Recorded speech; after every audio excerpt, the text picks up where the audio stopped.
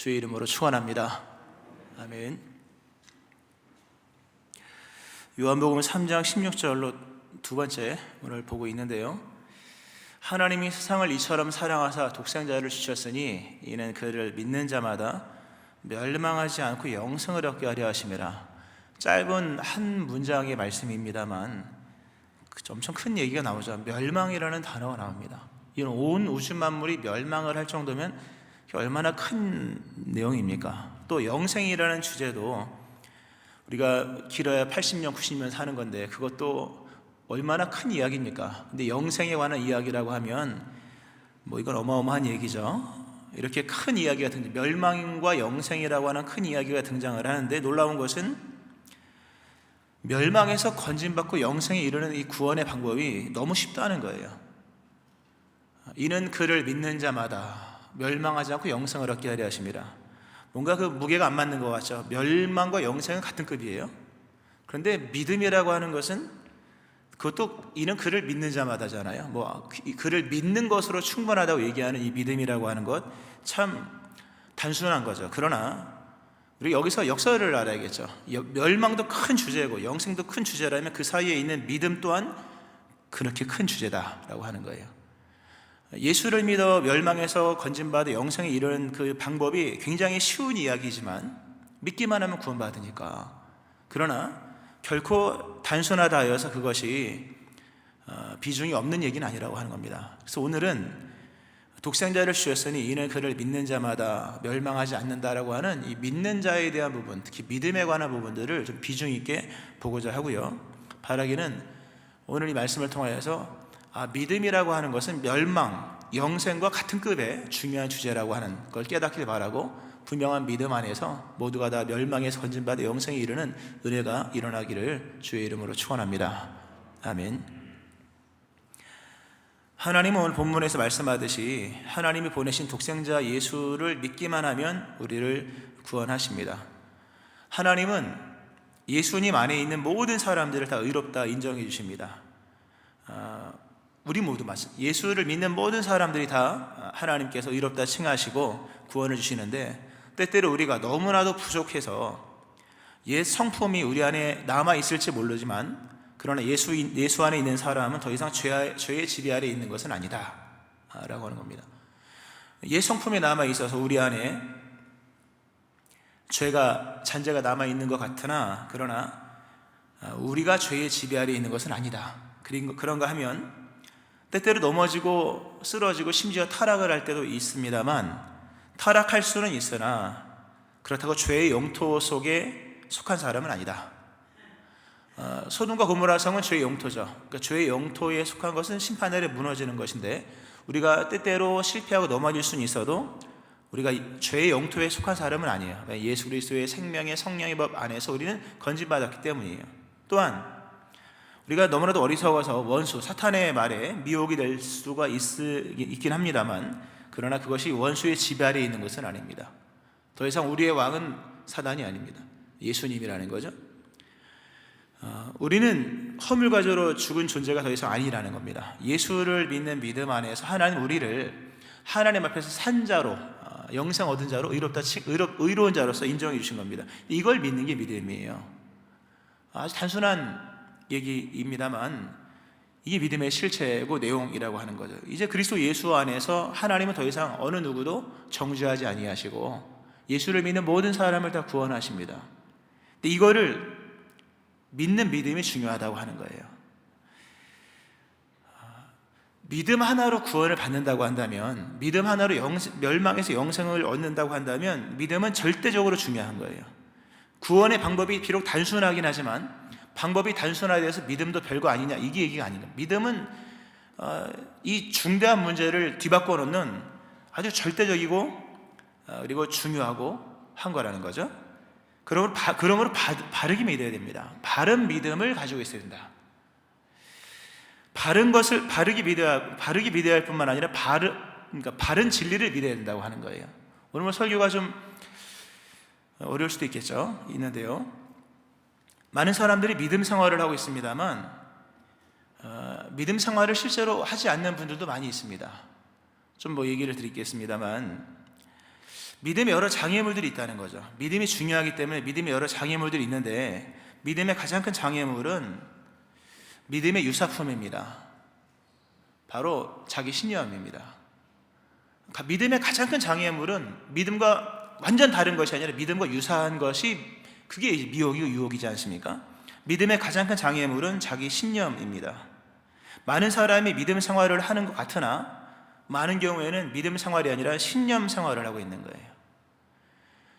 구원은 믿음으로만 주어지는 것이지 신념으로 주어지는 것이 아님에도 불구하고 많은 사람들이 이렇게 중요한, 멸망에서 영생을 얻게 하는 이 중요한 믿음에 관해서 믿음 생활을 하는 것이 아니라 신념 생활을 하고 있다.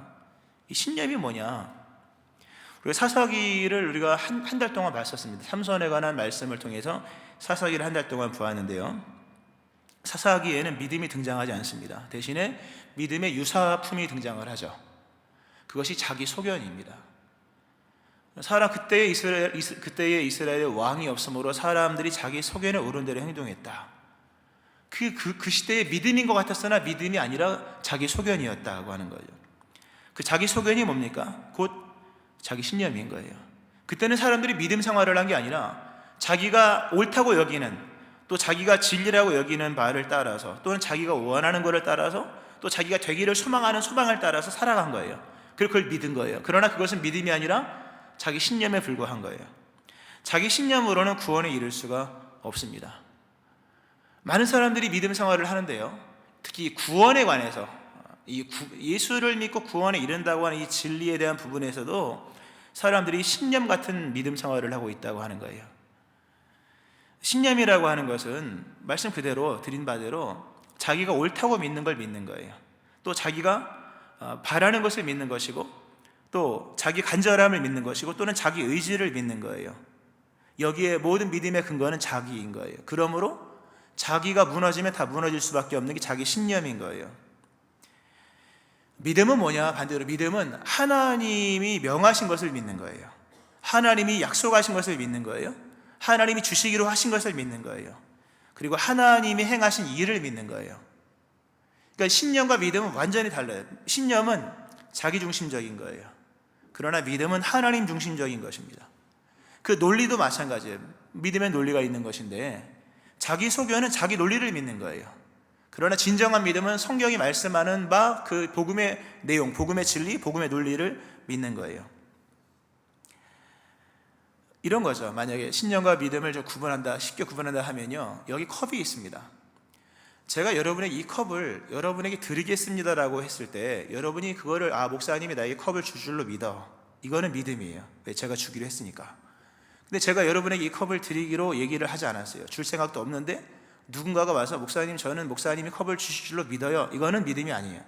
이건 자기 신념에 불과한 거예요. 믿음은 그런 거예요. 하나님이 주시기로 하신 것을 믿으면 믿음인 거예요. 그러나 하나님이 약속하지 않은 것을 믿는 것은 자기 신념에 불과한 거예요. 근데 많은 사람들이 구원에 관한 부분들을 믿을 때 신념처럼 이 구원에 관한 믿음을 믿는다고 하는 거예요. 성경의 로마서 1장 17절에 보면 복음에는 하나님의 의가 나타나서 믿음으로 믿음에 이르게 하나니, 오직 온전한 믿음으로만 구원에 이를 믿음을 얻게 되는 거예요. 근데 신념으로는 믿음에 이를 수가 없고 신념으로는 구원에 이를 수가 없는 거예요. 특히 하나님의 이 구원에 관한 부분을 사람들이 내가 구원을 얻고 싶어, 또는 자신의 행위와 자신의 삶과 자신의 내면을 돌아보면서 내가 구원받을 자격이 있는가 없는가, 이런 식으로 생각을 하는 거예요. 자기가 자기 안에서 뭔가 믿을 만한 구석이 있으면 구원받는 확신을 갖고, 자기 안에 무언가 믿을 만한 구석이 없으면 구원의 확신을 갖지 못하는 거예요. 이거는 믿음이 아니라 신념 생활을 하고 있는 거예요. 믿음은 자기를 뛰어넘는, 자기 소견을 넘어버리는 거예요. 그리고 하나님의 뜻을, 하나님의 의견을, 하나님의 행위와 하나님의 역사를 믿는 거예요. 정말 그걸 믿고 나가는 것이 믿음인 거죠. 많은 사람들이요, 믿음을 얘기할 때 너무 거창하게 얘기합니다. 요즘 시대 믿음이 너무 거창해졌어요. 물론 좋은 거긴 합니다만, 그래서 이것저것이 믿음이라고 말을 합니다. 가령 교회에 나와야 믿음이고, 기도해야 믿음이고, 열매가 있어야 믿음이고, 헌금을 해야 믿음이고, 삶 속에서 빛으로 살아가야 믿음이고, 소금으로 맛을 내야 믿음이고, 용서하며 사랑하며 섬겨야지 믿음이라고 말을 합니다. 물론 잘 들으셔야 됩니다. 이거 요만큼만 편집하면 또 이상한 얘기 나오니까요. 물론 맞습니다만 아닐 수 있는 거예요. 과연 그럴까? 교회 나오고 기도하고 열매를 맺고 헌금을 내고 소금과 빛의 역할을 살아가는 것이 과연 믿음일까? 정확한 얘기를 하려고 합니다. 정확히 얘기하면 그러한 내용들은 믿음이 시작되고 난 이후에 믿음에 속한 내용들이지 그 자체가 믿음을 탄생시키는 것들은 아니라고 하는 거예요. 여러분, 교회 나오는 것이 믿음이긴 합니다만 교회 나오는 것이 믿음을 탄생시키는 것은 아니에요. 우리가 주를 위해 열심히 충성봉사하는 게 믿음인 것은 맞지만 충성봉사하는 것이 곧 믿음이냐라고 할 때, 그것이 믿음을 시작시키느냐라고 할 때 아닐 수가 있는 거예요. 믿음에 관한 것이 그러니까 믿음에 관한 수많은 것들은 믿음을 입증시키는 것은 충분합니다. 교회 나오니까 믿음이 있는 거죠. 헌금 생활하니까 믿음이 있는 거겠죠. 그리고 사랑하니까 믿음이 있는 거겠죠. 또 용서하니까 믿음이 있는 거겠습니다만, 그러나 그러한 것들이 믿음을 시작시키는 것은 아니다. 믿음에 속한 일들이 믿음 자체를 성립시켜주는 건 아니에요. 우리가 더 나간다면요, 믿음은 구원에 가는 거잖아요, 여러분. 그렇죠? 믿음은 우선적으로 구원에 가는 것이며, 구원에 가는 유일책, 절대적인 것이 바로 믿음인 거예요. 그러므로 구원을 줄 수 없는 것들은 믿음이 아닌 거예요. 자, 교회 나온다고 구원받는 건 아니잖아요, 그렇죠? 그러므로 그건 믿음이 아닐 수 있다는 거예요.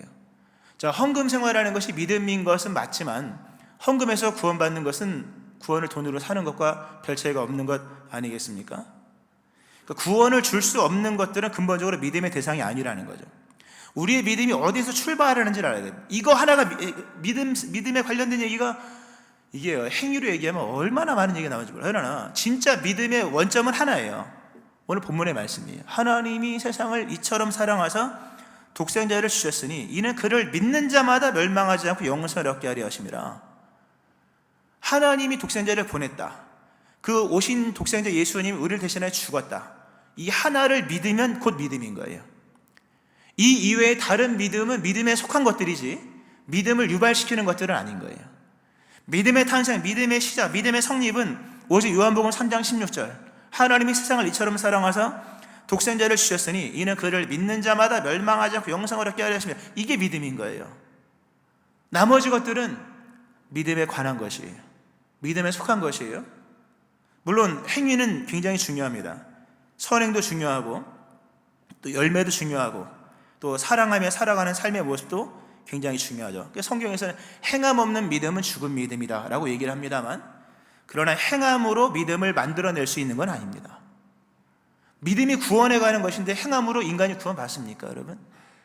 그러니까 우리가 오늘날의 믿음이 좀 굉장히 거창한 얘기로 됐습니다만, 믿음이 거창한 얘기로 뻗어나가면서 좋은 여러 이점도 있겠습니다만, 거기서 나오는 맹점이 뭐냐면 사람들이 믿음을 못 갖는다고 하는 거예요. 믿음에 관한 얘기를 펼치면 펼칠수록 그건 좋은 거예요. 이웃을 사랑하고 저 말단 끝단까지 나가는 굉장히 좋은 얘기지만, 그렇게 얘기를 펼쳐나갈수록 부작용도 생기는 거예요. 그것은 하나님에 대한, 구원에 대한 믿음이 흔들린다는 거예요. 왜? 그런 것들로 믿음의 어떤 시작을 시도하다 보면 흔들리는 거예요. 믿음은 생명에 관한 것입니다. 구원에 관한 것이에요. 그러므로 구원을 줄 수 없는 것들은 믿음의 대상은 아닌 거예요, 여러분. 그러므로 여러분의 신앙의 삶 속에서 내가 모두 해야 되는데 너무 부족하구나, 나는 구원받을 자격도 없나 보다, 이것은 신념이에요. 이건 자기 기준에, 자기 논리에 맞춰서, 또는 시대 요청에 맞춰서, 또는 시대가 펼쳐놓은 이야기에 맞춰서 생각하는 자기 논리이고, 그런 믿음을 가지고서는 믿음에 이를 수가 없는 거예요. 진짜 구원에 이르는 믿음은 믿음으로만 가능한 것인데, 그 믿음은 하나님이 우리를 사랑하셨다, 그걸 믿는 거예요. 독생자를 보내셨다, 그걸 믿는 거예요. 독생자 대신 예수님이 우리를 대신하여 죽었다, 이 사실을 믿는 거예요. 나머지 것들은 뭡니까? 믿음이 시작되고 난 이후에 관한 이야기예요. 믿음이 시작되고 난 다음에 교회 생활, 믿음이 시작되고 난 다음에 헌금 생활, 믿음이 시작되고 난 이후에 기도 생활인 거예요. 충성, 봉사, 헌신은 믿음이 성립되고 난 이후에 관한 일들이지, 그게 곧 100% 순전한 믿음이냐라고 말할 때 그건 아닐 수 있다는 거예요. 정확히 말하면 아니죠. 물론 여기서 이제 균형을 좀 잡아드리는 차원에서 그럼 뭐 교회도 안 나와도 되겠네, 뭐 헌금도 안 해도 되겠네, 또는 뭐 충성, 봉사, 헌신 안 해도 되겠네, 사랑도 안 해도 되겠네, 소금과 빛도 안 해도 되겠네. 그럼 안 되는 거예요. 그건 안 되는 겁니다. 왜냐하면 만약 정말 그런 마음이 든다면 그 사람 믿음 없는 사람이에요. 예수님께서 이건 이제 균형을 앞부분에 워낙 이게 줄타기 같은 정말 간당간당한 말씀을 드려서 균형 추를 잡아드리는 말씀이니까 잘 들으세요. 이것도요, 잘 들으시길 바라고요. 예수님께서 천국을 설명하실 때 천국은 마치 바다에 치고 각종 물고기를 모으는 그물과 같다 하는 말씀을 마태복음 13장에서 하셨습니다. 천국을 그물로 얘기합니다. 그 말씀이 너무 멋있어요. 그물은 뭡니까? 많은 것들을 끌어들이잖아요. 그러니까 천국은 그물과 같아서 많은 것들을 천국에 종속시킨다는 얘기예요. 그 사람의 마음속에 천국이 있으면요, 천국은 그물과 같은 거예요. 많은 것들을 여러분의 삶에 다 끌어들이게, 이것도 믿음으로 다 말도 믿음으로 끌어들이고, 행실도 끌어들이고, 경제활동, 시간, 여가 또는 모든 것, 휴식 시간까지도 다 믿음으로 끌어들이게 되어 있는 거예요. 왜? 천국은 그물과 같아서. 믿음은 그런 거예요. 믿음은 그물과 같은 거예요. 그러므로 믿음이 시작되면 많은 것들이 믿음에 종속되게 되어 있어요. 이건 믿음의 속성인 거예요. 그러니까 믿음이 시작되면, 예수를 믿는 믿음이 분명하게 시작이 되면, 내가 이제부터 말도 잘해야지, 이제부터 내가 사랑해야지, 이제부터 용서해야지, 이제부터 물질도 하나님께 드려야지, 이제부터 소금과 빛의 역할이라는 부분도 감당해야지, 이게 나오게 되어 있는 거예요. 왜? 믿음은 그물이에요. 많은 것들이 종속되는 거예요. 나만 믿을 게 아니라 내 남편도 믿게 해야지, 내 남편뿐만 아니라 우리 시댁 어르신도 믿게 해야지, 이게 계속 그물이 뻗어나가는 거예요. 더 나아가서 이웃도 믿게 해야지 라고 하는 거예요. 이게 믿음과 믿음의 그물과의 관계인 거예요. 믿음이 있으면 수많은 그물이 펼쳐지면서 수많은 것들을 믿음에 종속시키고자 하는 마음이 들어오는 거예요. 만약 이 마음이 없다면 믿음이 없는 거예요. 실상은요, 천국은 그물인 거예요. 명심하시기 바라고요. 믿음은 곧 생명체이기 때문에 마찬가지로 생명 보세요. 모든 생명체는요, 생명에 종속된 특징을 가지고 있습니다. 생명이 종속된 현상들이 동반되는 거예요. 그것들은 생명이 사라지면 없어지는 것들이에요. 기본적으로 세 가지가 있죠. 하나는 움직이는 거예요. 모든 생명체는 움직입니다. 안 움직이는 생명체는 없어요. 풀도 움직이고요, 자라잖아요. 움직이고, 나무도 움직이는 거예요. 모든 생명체는 움직이고, 또 하나는 자랍니다. 지향점을 가지고 자라요. 막 자라는 게 아니야. 다 지향점을 가지고 자라고, 또 하나는 뭡니까? 그 열매를 맺는다는 거죠. 진짜 믿음이 있으면요, 움직여요. 생명체가 움직이듯이 믿음 있는 사람은 믿음의 활동이 나옵니다. 교회에 오게 되어 있어요. 기도하게 되어 있어요. 성경 읽게 되어 있어요. 만약 믿음이 있는데 믿음의 활동이 안 나온다 그러면 생명이 있는데 생명 활동이 안 나온다는 말과 같은 거예요. 믿음은 믿음의 활동을 가지고 동반합니다. 그리고 믿음은 지향성을 동반해서 그리도 가고 싶어 하는 거예요. 나무가 꽃장 자라듯이 천국을 소망하는 마음이 생겨지는 것이요, 열매, 예수님을 닮은 그 무언가를 만들어내게 되어 있는 거예요. 이게 생명의 종속된 현상들인 거예요. 예수를 믿는 사람에게 예수 생명이 있다면 그 사람도 예수 활동이 나올 것이고, 예수님을 지향하게 될 것이고, 예수 그리스도의 무언가가 나타나게 되어 있는 거예요. 만약 이것이 없다면 그 사람 믿음 없는 거예요. 그러므로 믿음에 속한 것들은 굉장히 중요한 것이지만, 그럼에도 불구하고 믿음에 관한 것이 믿음을 만들어낼 수 있는 건 아니에요, 여러분. 그러므로 오늘 이 말씀 속에서 분명한 믿음을 우리가 가져야 될 것입니다. 믿음이 무엇인가에 대해서 좀 깊이 있게 보고, 예수를 믿는 것이 무엇인가, 그리고 믿었으면 종교를 지어야죠. 그렇죠? 예수를 믿는 믿음 생활하면서도 많은 사람이 의심하고 뭐 천국 가네마네 이러고 있다면 이게 도대체 믿음이겠냐라고 하는 거예요. 믿음은 결론이 나야 되는 거잖아요. 오늘 말씀 요한복음 3장 16절을 보세요. 참 귀한 말씀이에요. 하나님이 세상을 이처럼 사랑하사 독생자를 주셨으니 이는 그를 믿는 자마다 멸망하지 않고 영생을 얻게 하려 하심이라. 믿기만 하면 영생 얻는데요, 이걸 믿어야 돼요. 믿기만 하면 영생 얻는다. 하나님은요, 예수님을 통해서 최종적으로 절대적으로 완벽하게 우리를 구원하기로 작정하셨습니다. 예수를 믿기만 하면 구원받은 거예요. 더 이상 다른 얘기는 없는 거예요. 예수를 믿습니까? 라는 질문에 믿습니다라고, 물론 뭘 믿냐는 부분은 나중에 또 오늘 말고요, 대속적 의미는 또 다시 이제 언젠가 또 조만간에 설교 말씀할 것이고요, 오늘 본문에 충실해서 말씀을 전합니다만, 믿었다면 최종적으로 된 거예요. 예수를 믿었다면 이건 절대적으로 보장된 거예요. 누구도 깨뜨릴 수 없는 약속이 성립된 거예요. 그 절대성이죠. 그리고 완벽한 거예요. 믿었다면 뭡니까? 이제 해결된 거예요. 믿기만 하면 구원받는 거예요. 이게 이제 첫 번째예요. 두 번째는 누구든지 믿으면이잖아요. 사실 믿기 위한 두 가지 질문을 오늘 본문에 던지는 거예요. 일단 믿기만 하면 정말 되는가? 두 번째, 정말로 누구든지 믿으면 되는가? 라고 하는 거예요. 누구든지 그를 믿는 자마다. 참 대단한 얘기죠. 그가 누구든 상관없는 거예요. 나이가 어리든 나이가 많든 아니면 그 사람이 가난하든 부하든 아니면 심지어 의에 관한 문제에서 그가 의인이든 죄인이든 간에 믿기만 하면 구원받는 거예요. 영생 얻는 거예요. 누구든 간에. 실상 이 부분, 누구든지 믿으면 구원받는다, 이 부분이 세상으로부터 기독교가 비난받는 이유 중에 첫 번째 이유이기도 하죠. 꼭 보면요, 흉악범들은 나중에 죽을 때 예수 믿더라고 보니까요. 뭐 아주 흉악범들 있잖아요. 뭐 하여튼 이름 거론하기도 싫은. 근데 나중에 꼭 예수 믿고 죽었대요. 그 사람 과연 천국 가는 걸까? 가는 거죠. 가는 거예요. 사실 그 부분에서 기독교가 욕을 먹는 부분이기도 합니다. 어떻게 그런 사람들도 예수만 믿기만 하면 면죄부가 주어지고 면책이 주어지면서 어떻게 그런 사람도 구원에 이를 수 있느냐 비난을 하죠. 뭐 틀린 말은 아닌 것 같으나, 그러나 알아야 됩니다. 그 사람 그래도 구원받는 거예요. 그것이 가능한 이유는 믿기만 하면 구원받는다는 이 법을 인간이 만든 게 아니라 하나님이 만드셨기 때문이에요. 인간을 구원하는 주체가 하나님인데 그분이 만든 법이기 때문에 가능한 거예요. 우리가 어떻게 믿기만 하면 구원받느냐, 행함은 뭐냐 도대체. 성경이 행위로 구원받는 것이 아니라고 말씀하거든요. 오직 믿음은 믿음으로예요. 믿음은 믿음으로만 성립되는 것이 다른 것으로 믿음이 성립되는 게 아닙니다, 여러분. 아까 말씀드렸던 수많은 믿음의 행실이 믿음을 만들어내는 게 아닌 거예요. 만들어진 믿음이 행실을 유발하는 것이지, 만들어진 믿음이 선한 일을 만들어내는 것이 선한 일이 믿음을 만들어내는 건 아닌 거잖아요. 그러니까 많은 경우에 이 부분에서 우리가 이 일을 제기해 어떻게 저런 흉악범도 예수를 믿고 구원받을 수 있느냐 이런 얘기를 할지 모르겠습니다만, 그러나 믿기만 하면 누구든지 구원받는 법을 만드신 분이 하나님이시기 때문에 그 가능한 거예요, 여러분.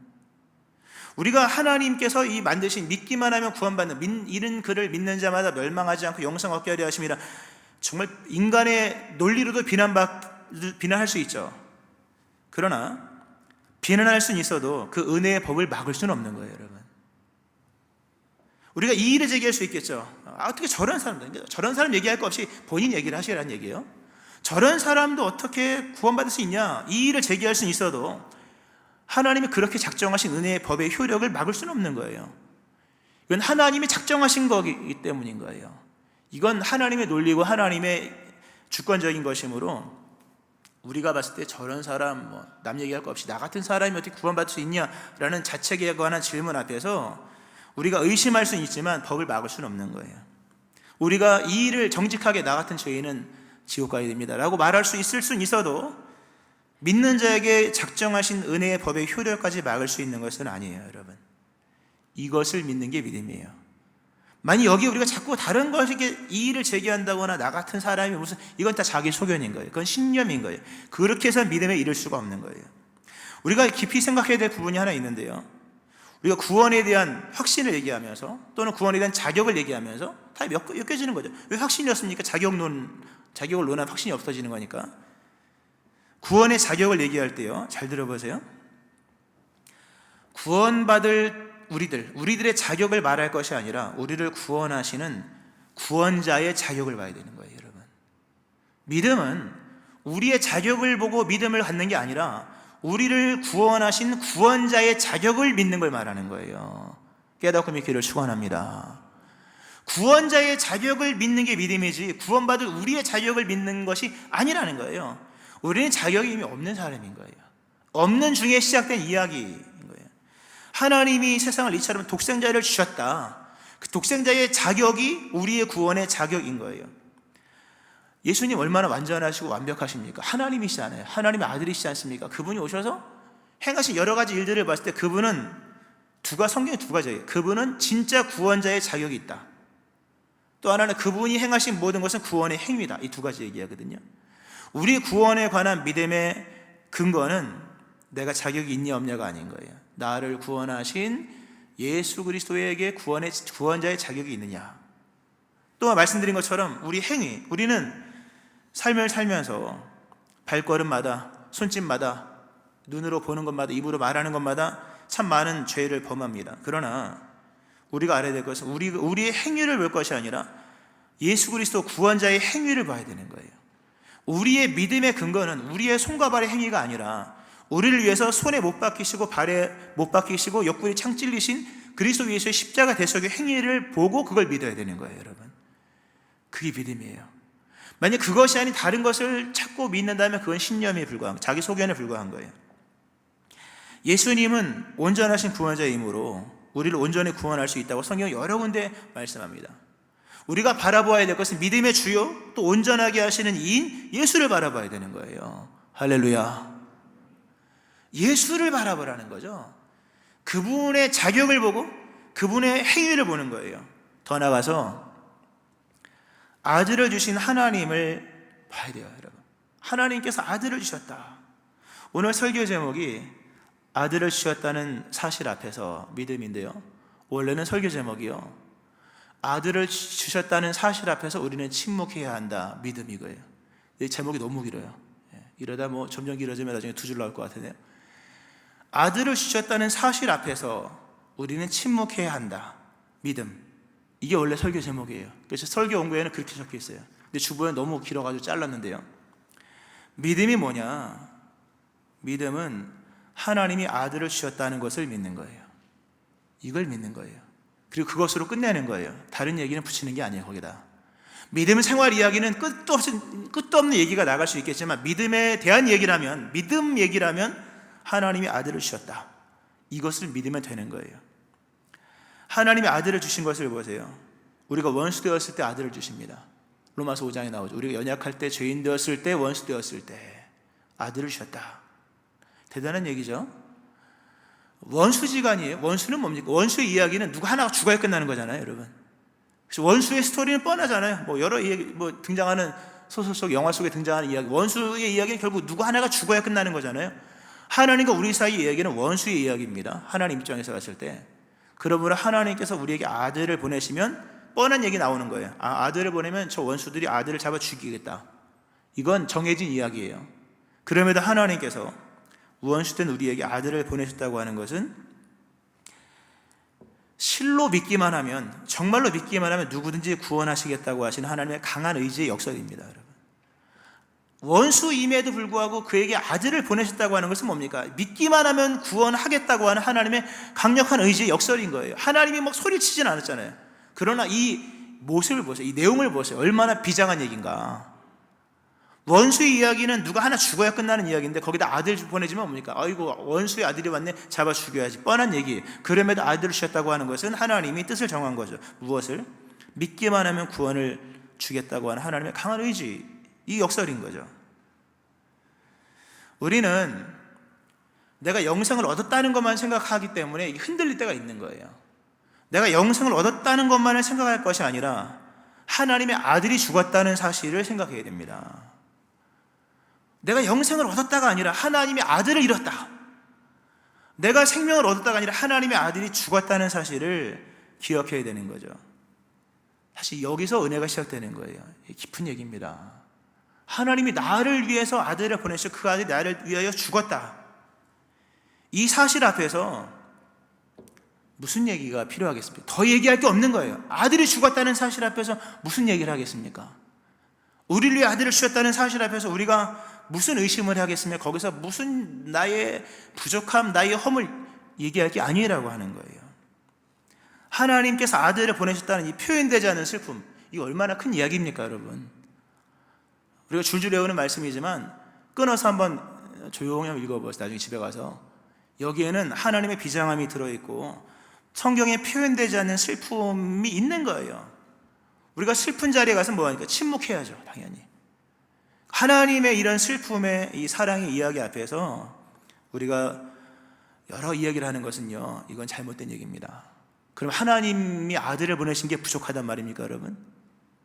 내가 예수를 믿어서 구원받는 것이 흔들린다는 얘기는 하나님께서 보내신 아들이 미약하다는 얘기며 하나님이 원하신 구원의 은총이 행위가 뭐가 부족하다는 얘기밖에 될 수가 없는 거예요. 아들이면 충분하지 않습니까, 여러분? 아들을 보내셨다는 사실을 이거보다 또 다른 이야기가 등장해야 되느냐라고 하는 거예요, 여러분. 이미 충분한 겁니다. 내가 어떤 죄인인지 또는 그가 어떤 사람인지를 말해서는 안 되는 거죠. 이 깊은 슬픔을 감당하신 하나님의 사랑 앞에서 우리는 아무 할 말이 없는 사람인 거예요. 아니, 말을 해서는 안 됩니다. 나 같은 죄인을 구원하시기 위해 하나님이 아들을 주셨고 아들을 죽이셨다는 사실, 그 깊은 사랑을 믿어야 되는 겁니다. 말씀 맺겠습니다. 하나님께서 아들을 보내셨습니다. 아들을 주셨고 그 아들을 죽이셨습니다. 그 사랑 앞에서 의심을 해야 됩니까, 여러분? 그 사랑 앞에서도 합리를 운운할 게 아니라는 거예요. 어떻게 저 사람이 그만하고요. 어떻게 나의 합리를 운운해서는 안 될 것입니다. 적법성을 운운해도 안 될 것이고요. 나의 부족함을 내세워서도 안 되는 것입니다. 또는 세상 사람들이 어떻게 이런 사람도 예수를 믿으면 구원받는다, 이 얘기를 할 것이 아니라요. 그런 얘기를 들을 때마다 우리는 그런 사람마저도 구원하시는 하나님의 위대하심을 찬송해야 되는 거예요. 할렐루야. 어떻게 저런 사람을 구원하십니까? 우리 거꾸로 그게 기독교야, 이렇게 얘기하셔야 돼요. 그만큼 구원자가 완전하다는 얘기를 할 수 있어야 되는 겁니다. 말씀했습니다. 하나님이 우리에게 아들을 주셨다는 사실 앞에서 우리는 침묵해야 됩니다. 우리는 그 사실을 깊이 있게 믿어야만 합니다. 예수를 믿으면 구원받는 거예요. 그가 하나님이 보내신 독생자 예수님을 믿는 자마다 구원을 받는 거예요.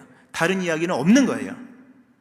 모두가 예수를 믿음으로 구원받기를 바라고, 아직 예수님 믿지 않는 분이 있다면 믿기를 바라고, 예수를 믿으나 믿음이 흔들리는 분이 있다면 하나님이 그 아들을 보내시다는 사실 앞에서 침묵하면서 믿음의 세계로 들어가는 이 구원의 은총이 임하기를 주의 이름으로 축원합니다. 아멘. 기도하시겠습니다.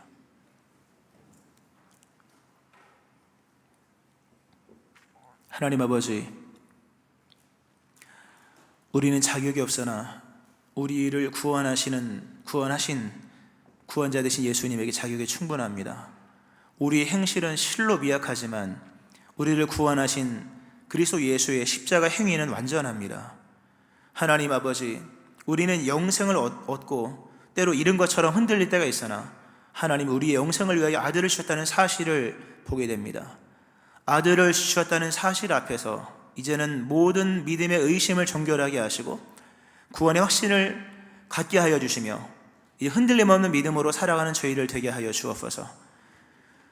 하나님의 아들이 우리를 위하여 죽으셨다는 사실 앞에서 침묵하게 하여 주시고 이제는 믿는 믿음 안에서 믿음 생활을 시작하는 저희를 되게 하여 주옵소서. 오늘 이 자리에 구원의 은총이 충만하게 임하게 하여 주옵소서. 예수님의 이름으로 기도합니다. 아멘.